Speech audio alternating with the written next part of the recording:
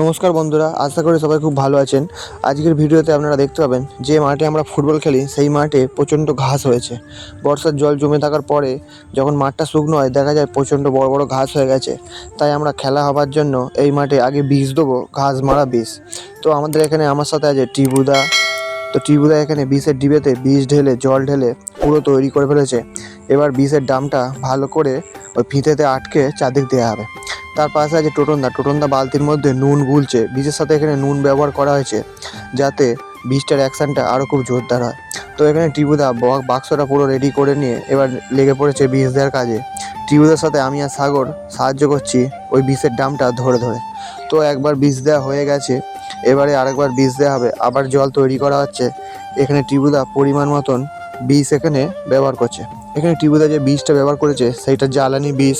এই বীজটা আমি আনতে বলেছিলাম সার দোকান থেকে।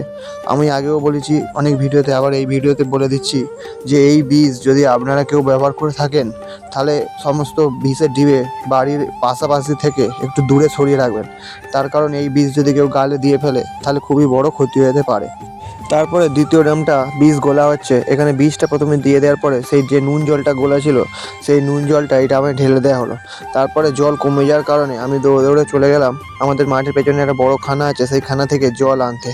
জল নিয়ে আমরা মাঠের মাঝখানটা চলে এসেছি, তার কারণ এই দিকটা একটু ঘাসের পরিমাণ বেশি। তো জল গুলে নেওয়ার পরে এবার আমি লেগে পড়লাম বীজ দেওয়ার কাজে। এবারে টিবুদা বিষের ডামটা কাঁধে নিয়েছে।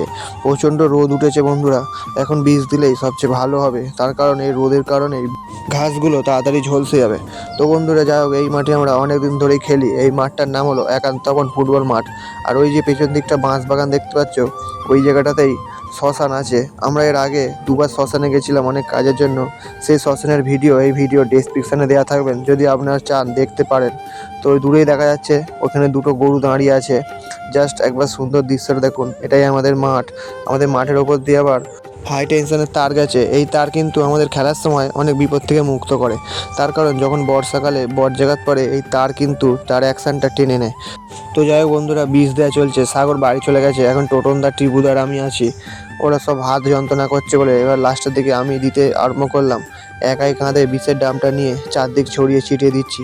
তোমরা একটা কথা বলে রাখছি বন্ধুরা, তুমি যতই চিন্তার মধ্যে থাকো কিন্তু যদি তুমি ফুটবল খেলতে মাঠে চলে আসো বা যে কোনো ধরনের খেলার মধ্যে যদি তুমি জড়িত থাকো তাহলে তোমার সমস্ত টেনশান মুক্ত হয়ে যাবে। খেলার কিন্তু একটা আলাদা আনন্দ আছে। আমরা সেই কারণেই যেখানেই থাকি যেই সময় আমরা কিন্তু মাঠে খেলতে চলে আসি।